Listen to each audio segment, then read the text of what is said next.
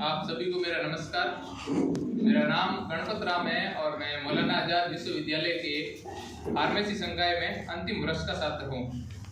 देश के यशस्वी प्रधानमंत्री जी ने युवाओं से मेरा युवा भारत विकसित भारत @2047 विषय पर विचार मांगे हैं। उसी के संदर्भ में मैं अपने विचार प्रस्तुत करना चाहता हूँ।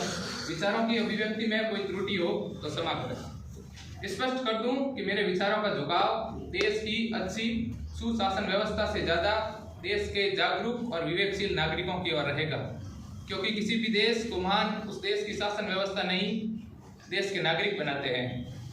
समय सीमा को देखते हुए मैं किसी भी पहलू की समस्या के कारण को उजागर न करके सीधे समाधान की ओर बढ़ने की कोशिश करूंगा, जिसमें मुख्यतः 3 बिंदुओं आर्थिक विकास, सामाजिक प्रगति और पर्यावरणीय स्थिरता विषय पर संक्षिप्त में युवा क्या कर सकते हैं पर चर्चा करूंगा। आर्थिक तौर पर देश को विकसित करने के लिए युवाओं को सरकारी नौकरी के पीछे लगी अंधी दौड़ से बचकर बिजनेस की ओर, उद्यमशीलता की ओर बढ़ना चाहिए। इसके लिए समाज के लोगों को नए स्टार्टअप करने वालों को भी उतनी ही इज्जत दें जितना किसी युवक को सरकारी नौकरी लगने पर देते हैं। साथ ही समाज के सम्मान समारोह में सिर्फ सरकारी नौकरी वालों को ही सम्मानित नहीं करें, समाज के बड़े बिजनेसमैन लोगों को भी सम्मानित करें। दूसरा, सामाजिक प्रगति।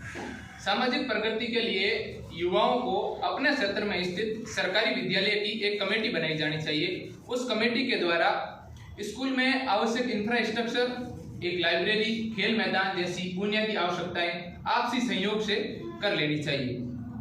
दूसरा, सामाजिक प्रगति के लिए युवाओं को अपने अपने क्षेत्रों में संस्कार शिविरों का, खेल प्रतियोगिताओं का, नुक्कड़ नाटकों का आयोजन कराकर नई पीढ़ी को और अधिक विवेकशील बनाया जाना चाहिए।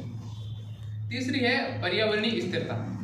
पर्यावरणीय स्थिरता के लिए युवाओं को एक ऐसी टीम, अपने स्तर पर एक ऐसी टीम बनाई जानी चाहिए जो टीम अपने आसपास की सरकारी, प्राइवेट स्कूलों, कॉलोनियों में जाए और वो टीम बताएं कि आपके घर में जो कूड़ा करकट प्लास्टिक का पड़ा है उससे आप एक कैसे आकर्षक चीज बना सकते हैं और उसका कैसे यूटिलाइज कर सकते हैं। इन तीनों समस्याओं के अतिरिक्त, तीनों बिंदुओं के अतिरिक्त कुछ बिंदु कॉमन है जो इन तीनों बिंदुओं को प्रभावित करते हैं। इसमें पहला है शिक्षा की गुणवत्ता। शिक्षा की गुणवत्ता के लिए सरकार ने नई शिक्षा नीति लागू कर दी है, लेकिन बच्चों के पेरेंट्स अभी भी उनकी शिक्षा को लेकर सजग नहीं हुए हैं, क्योंकि हमें अंततः सिर्फ देश को ही भौतिक रूप से विकसित नहीं करना है।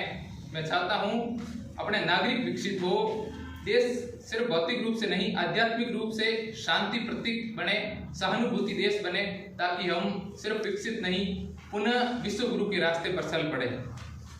कोई फर्क नहीं पड़ता आपका बच्चा सरकारी स्कूल में पढ़ता है या प्राइवेट स्कूल में, अगर उनके पेरेंट्स उनकी शिक्षा को लेकर सजग हो। धन्यवाद।